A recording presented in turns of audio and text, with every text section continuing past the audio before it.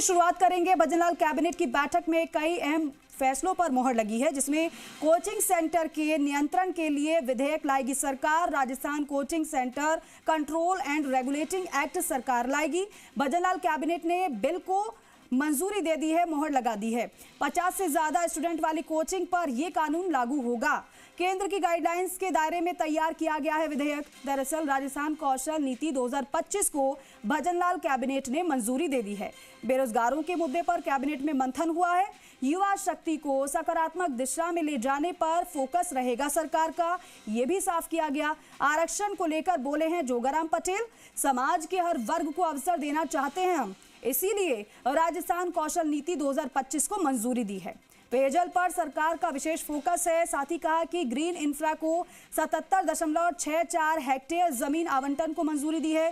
साथ ही साथ एनटीपीसी को बीकानेर में 143 हेक्टेयर जमीन आवंटन को मंजूरी दी गई है कैबिनेट की बैठक में। और बिजली कंपनियों को जमीन देने की शर्त भी। हरियाली कम नहीं होगी, पेड़ नहीं काट सकेंगे, अगर पेड़ काटे तो 10 गुना पेड़ लगाए भी जाएंगे, ये भी साफ किया गया।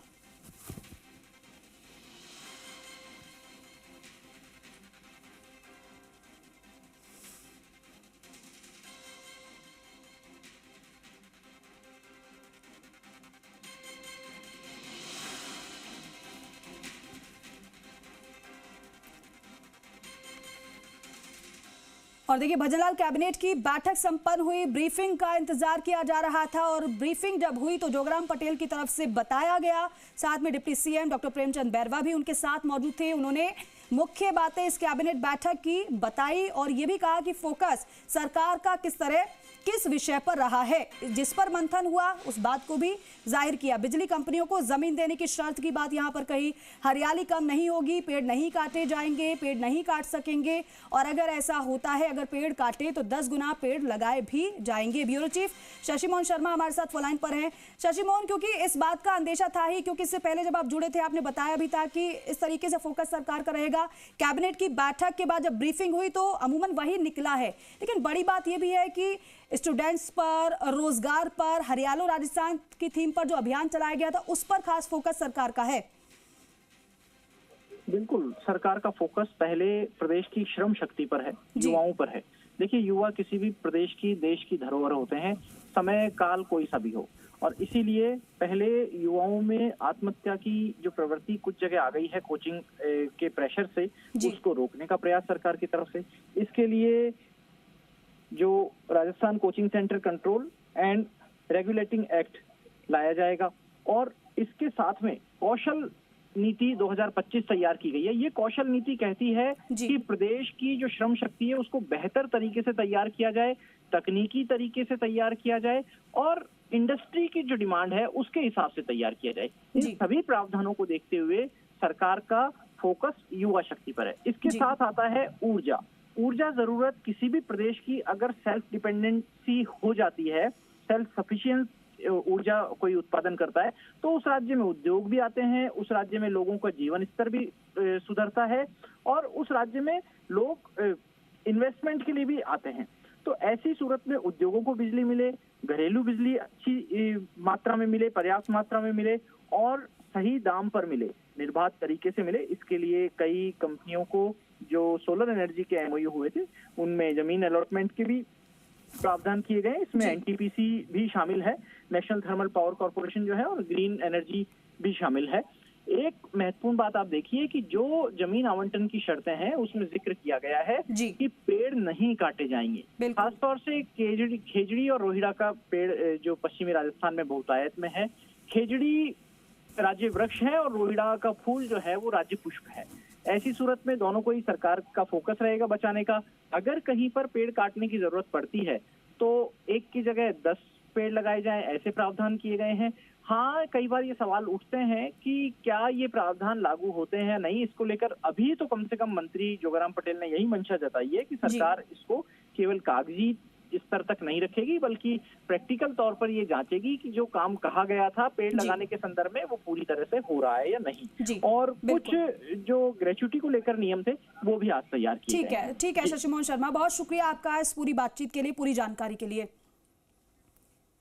और इसी के साथ साथ प्रेस ब्रीफिंग के बाद deputy CM doctor Premchand Bairwa ने क्या कुछ कहा वो भी आपको सुनवा देते हैं।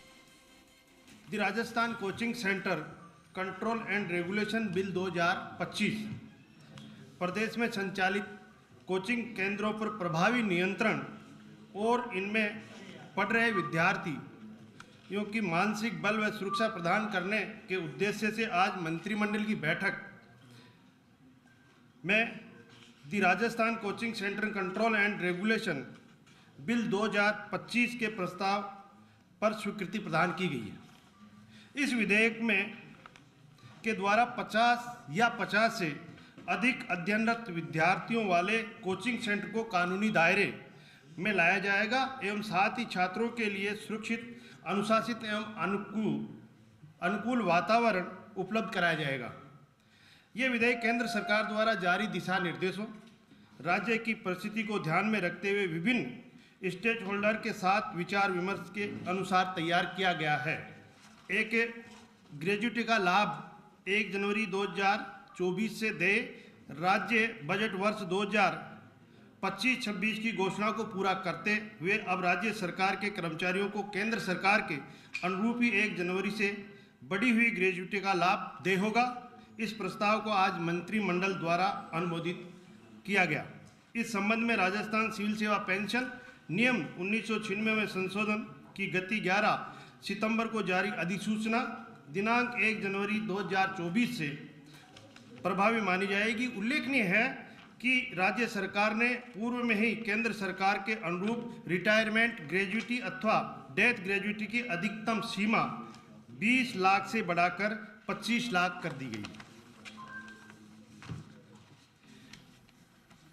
मंत्रिमंडल के इस राजस्थान के स्वेच्छाया ग्रामीण शिक्षा सेवा नियम 2010 RVRES के अंतर्गत नियुक्त शिक्षकों के पदनाम प्राध्यापक के स्थान पर सहआचार्य और सहआचार्य एवं आचार्य किए जाने संबंधी संशोधन का आज मंत्रिमंडल की बैठक में अनुमोदन किया गया। इस तरह राजस्थान स्वेच्छाया ग्रामीण शिक्षा सेवा में शिक्षकों के पदनाम UGC रेगुलेशन 2010 एवं समान सेवा राजस्थान शिक्षा सेवा महाविद्यालय शाखा के अनुरूप हो जाएंगे और विसंगति की स्थिति समाप्त हो जाएगी।